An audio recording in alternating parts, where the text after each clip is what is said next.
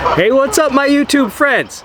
First of all, we've got a geese attack right there, so if you hear honking, yeah, that's geese, alright? We got wildlife, but I'm out here with another blade review, yes. So this is sold by two brands actually. I bought it as a Ba-Kor, but it's also sold by GTK. Originally this was $55, but now the price has gone down to $40, alright? Yeah, check that out. Interesting blade shape, right? We could find a use for that. What would you use it for? Here is the data sheet on this blade. It is sold by Ba-Kor. It is also sold by GTK. 8 3/4 inches blade length, 14.8 inches overall length, 6 millimeters thick, 18.85 ounces in weight. They say it is DC53, which is a super tool steel. There's the hardness. It has FRN handle scales, and the price is between $40 to $56, currently $40 from GTK. It's a molded synthetic sheath. It's got eyelets all around. It has this lock, this belt loop here, and usually with these, you flip that up and then you push these in, so that opens the belt loop. It does hold it in, has a spot to push off of. Alright, so that is the sheath. I definitely feel like this blade shape is a winning blade shape, especially for the chopping and splitting. I think the fractal pattern they put on that is pretty snazzy looking as well. It's got true full tank construction.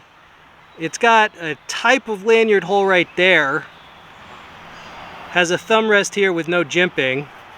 It's got a lot of texture on the FRN handle scales, which are a lot lighter than if they were G10, that's one thing. It's got an extended tang but no texture, but you could still bash a little with it while endangering the scales. It's got an extra long handle, which I like, because it allows you to just hold it farther down for a little more power. It's got like a choil right there, sharpening choil. It's got a flat grind right to this bevel here. It's got a sub tip there. And it's just an interesting blade shape. I would say it's for chopping and splitting, but that's just my opinion. So this is the first Ba-Kor knife that I reviewed. And this is its brother, right? So that one, that's pretty large as well. Now since the time I reviewed this, they actually have that on Temu now for around $25, which is a heck of a lot less expensive than what I paid for that on US Amazon. People be liking that one because it reminds them of a Ka-Bar BA-KNA2. So, I already reviewed that, so if you didn't see that, this thing exists. Ba-Kor seems to like big blades, and they cannot lie. Now, both of these came with one of these. Fire steel, and comes with a striker. If you buy from another brand, I guess they probably won't give you one of these, or if they did, it wouldn't say Ba-Kor on it. I already demonstrated this on the review of this. It works very well. And another big blade in the mix. This is a Ned Foss machete, which I've already reviewed. But yeah, useful comparisons. Ned Foss is going for $60. And this you can get for $40 from GTK. Yeah, so a lot of options out there these days, right? Choices. A lot to think about, but that's a good thing. Alright, I'm just going to chop this into this. Just pretend that this is the forehead of an enemy.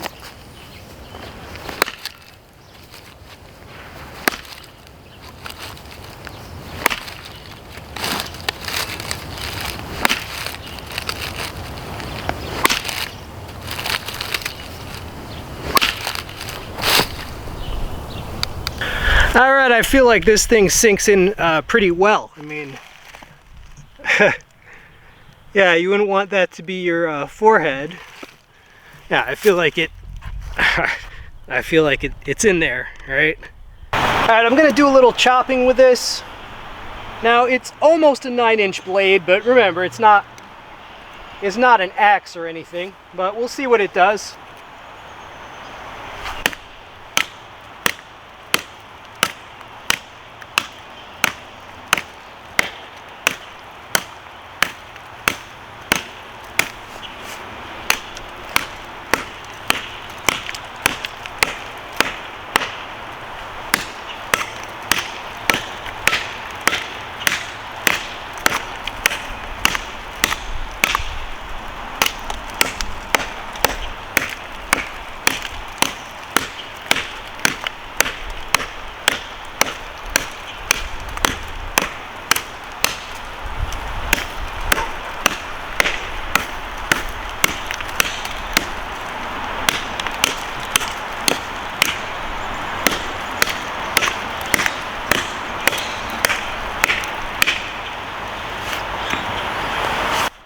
But it came very sharp, so it's actually biting in fairly well. In my opinion, this chops better than your typical knife of the same blade length, just because of the shape. The handle is pretty ergonomic. You can choke down. It just lends itself to chopping. All right, so that's my honest assessment. This knife is a very efficient splitter. Literally split all these just now.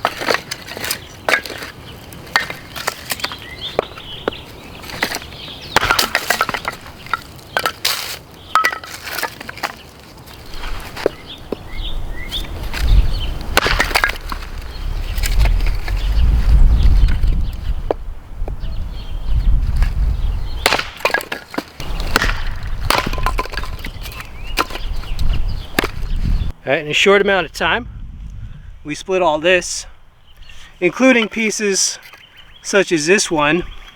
You see that knot right there? All right, we just pounded it right through that.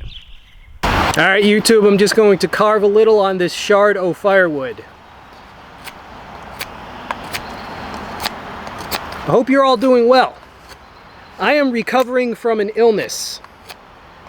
I had strep throat for about 10 days. It was horrible.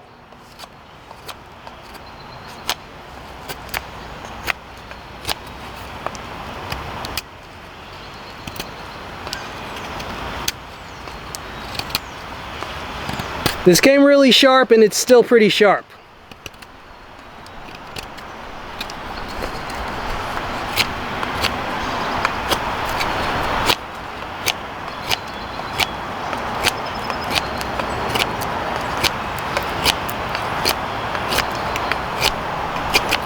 Making progress.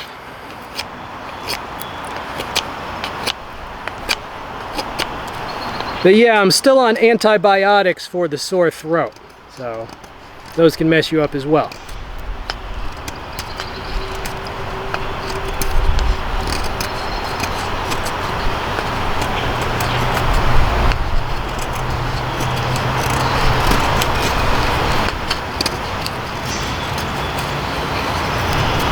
Alright, so there you go, yet another pointy stick. So this is good for carving, splitting, and chopping.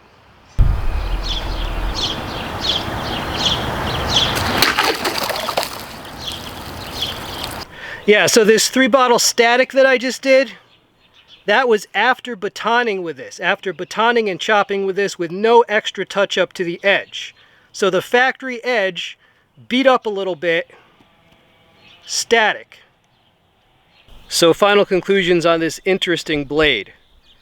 I think it's excellent for splitting as well as chopping.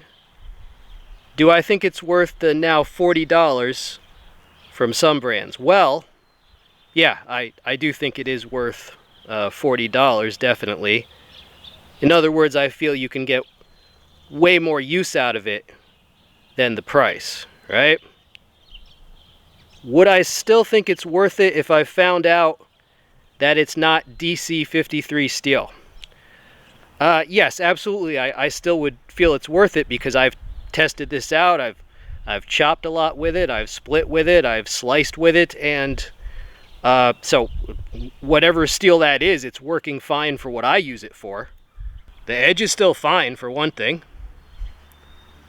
All right, no chipping, no rolling. I did repolish this because it had all sorts of bark stains on it from my use and abuse of it. Yeah, I definitely think this is worth the current price. I think it's like a camping friend, a camp buddy, so to speak, right? Because you can use it as a small hatchet, but it has the edge length of a knife to work with. The sub tip can draw cut, right? You could even dig with it if you had to, not recommended. You could pound with that. So it's basically multi-purpose camp tool. That's what I'd call it. Yeah, I do recommend it for the price. I like it. And I'll definitely look at more from these brands and see what they can offer in terms of value to the discerning blade user. I hope you liked the video. I'm out.